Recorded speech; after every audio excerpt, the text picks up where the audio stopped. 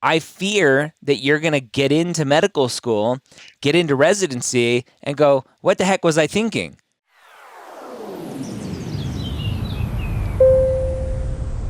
Welcome to Ask Dr. Gray Premed Q&A. How are you today? I'm good. How are you? I am great. What can I do for you? I have a quick question for you. Yeah. So for non-trads with limited time, how do medical schools view those limited extracurriculars we get, particularly when it comes to clinical experience? Yeah, so it's always that tricky predicament. A few episodes ago, I had a stay-at-home mom who's like, "I'm not doing anything except being a mom," and how's that going to look? So at the end of the day, remember that the goal of this whole process is to prove to yourself why you want to be a physician, and then translate that for medical schools to show them why you want to be a physician. And so a lot of students take this whole like checkbox kind of thought process and go, well, I need to check all the boxes for the medical schools. But in reality, it's all for you. And so my question would be, if you aren't doing a lot, if you're worried about what you're doing, how are you proving to yourself that this is what you want? Or is it just some like dream that you had since you were a kid? Let's check in there first. Definitely, yeah. After I had my daughter, I had some experiences with my physicians in the hospitals, and that was kind of my seed for wanting to be a doctor. And then I've shadowed since then, but as far as getting more clinical experience in shadowing, I haven't had any luck because with my limited daycare schedule, I don't have time. Yeah, and so that's going to be an issue, right? So you can't apply to medical school and say I want to be a physician. I haven't really done anything, but it's okay. I'm a mom. I don't have time, right? Because again, it's not for them. This process is for you. Why do you want to be a physician? Having a good experience, or in some cases a bad experience with physicians, wants to propel people to be physicians. But a lot of times when you go and get that follow-up exposure and experience, you go, oh, wait, no, this isn't what I thought it was. And then you go off and do something else. You're holding on to this idea of, I want to be a physician from a very limited exposure. And so I super, super, super encourage you to force yourself to utilize every resource in the book to be able to go out and get some more exposure. It doesn't mean you need to go get a 40-hour-a-week job in a clinical environment. It means you need a few hours every couple weeks to just start exposing yourself more and more and more to this world, so that it's not just, I had my daughter and it was a good or bad experience with the doctors, therefore I want to be a doctor, and that was like 4 years ago and you haven't really done anything since. Definitely. Right now, I'm volunteering at a clinic, but they're not letting us be anywhere near patients, obviously because COVID. Yeah. um, I living in Wyoming, it's very, very rural here. Hmm. So there's not a whole lot to do, and then the hospital wants very specific shifts that I haven't been able to work in. So Yeah, it's definitely a challenge, especially being a mom, especially during COVID, especially being in a rural environment where there isn't a hospital on every corner. And so at some point you have to just make some changes in your life to potentially figure out how to do it. Now, it doesn't mean that you can't get into medical school with very limited experience, and maybe an admissions committee will understand those circumstances and go, you know what, I think you've shown enough in these other places that we're willing to give you a chance. But again, from an admissions standpoint, I worry less about. It's you, and your future life is all predicated on a very, very, very small sample set, absolutely. right? And I fear that you're going to get into medical school, get into residency, and go, what the heck was I thinking? Right? I was all hopped up on drugs having my daughter, and I thought that was amazing. And medicine is nowhere near what I remember it being.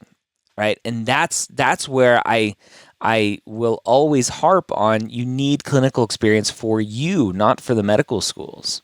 Absolutely. What do you think about ski patrol for medical or Yeah, so clinical? ski patrol is like a kind of a branch off of emergency medical services. I think that it's cool. It's different. You're interacting with people who try who think they're better skiers and snowboarders than they are, and fall and hurt themselves and do things like that. I think it's good experience. It's not like the most clinical of clinical experiences, but it's an EMS type experience that I think would be cool.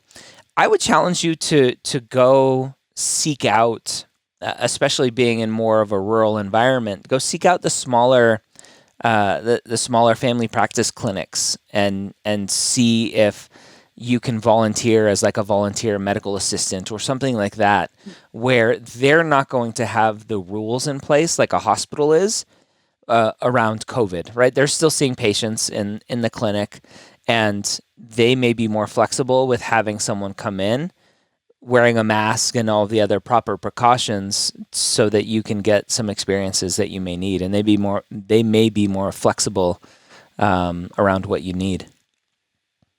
Okay. Yeah. Have you explored any of that or no? I've talked to a couple of clinics around here. So far they're not letting people in. They're not Okay. letting students in. So I live in a university town. Okay. So there's a lot of students asking. Yeah.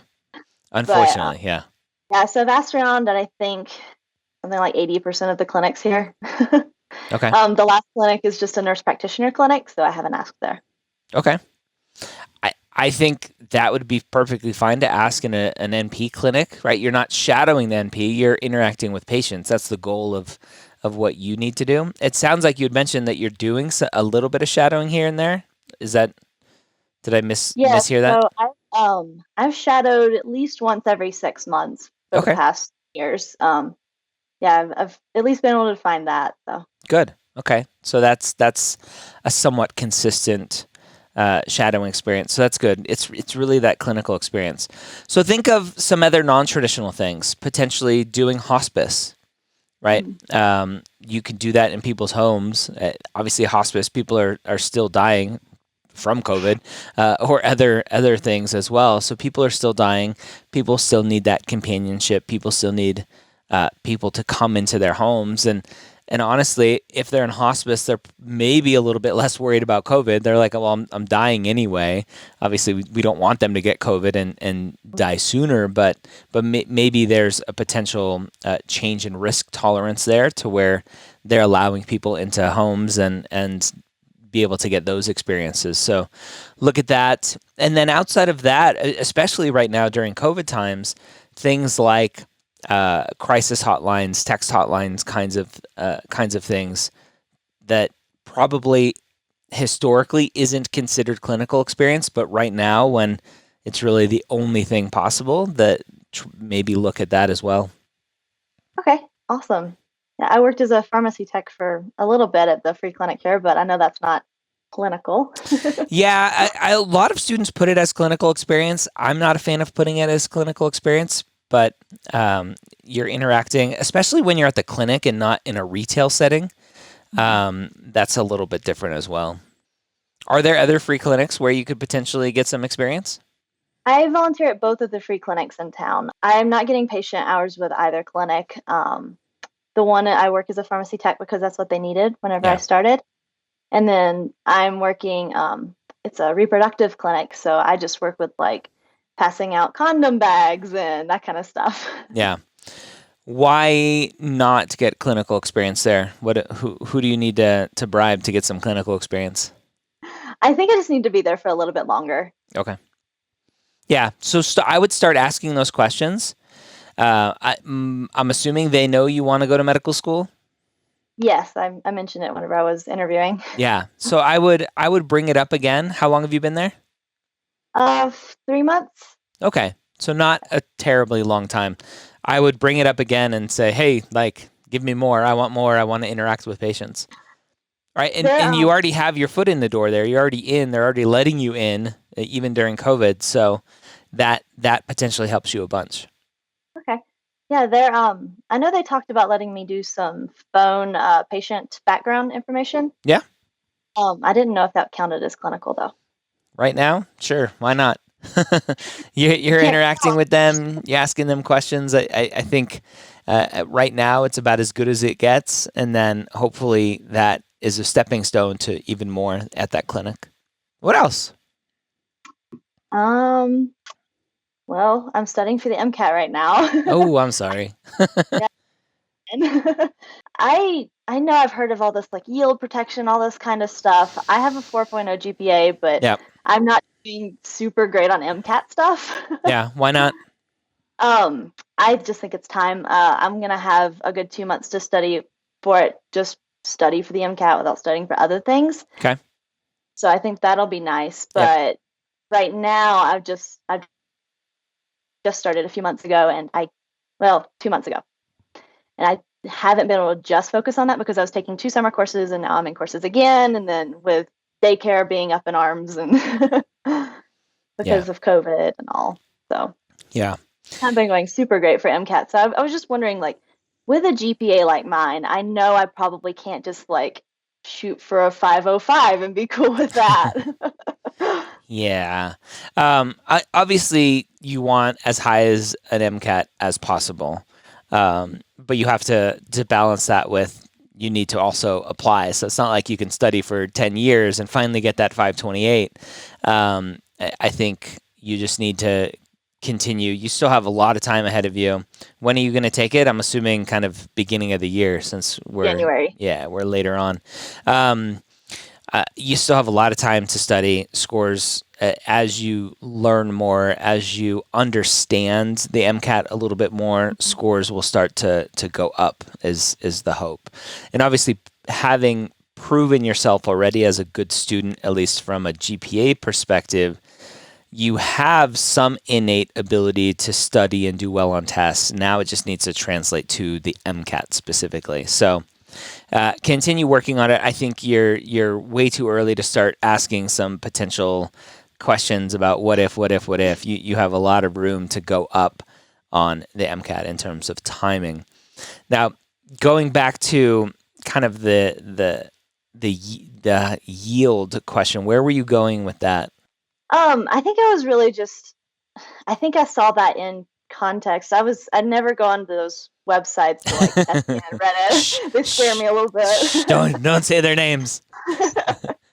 But yeah, I know I've seen some people on there that they have a high GPA and then they get a low MCAT score and just they don't have any success after that. And I think I saw somebody say yield protection for that, but I'm not sure. Yeah, the yield protection language that I typically hear is students who have really high scores that a kind of a lower, and I hate this language, a quote unquote lower tier school that they apply to as a quote unquote safety school, that school, even by stats, if that student is very competitive, the school won't give that student the time of day because they're protecting their yield. They want to only use interview spots on students who they think have a high chance of coming to that school.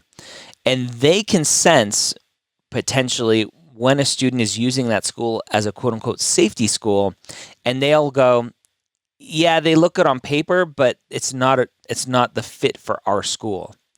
And so that typically is the language that I hear around yield protection. It's from the schools passing over really high quality candidates because they're just not good fits for the school and because they don't think they're actually going to go to that school.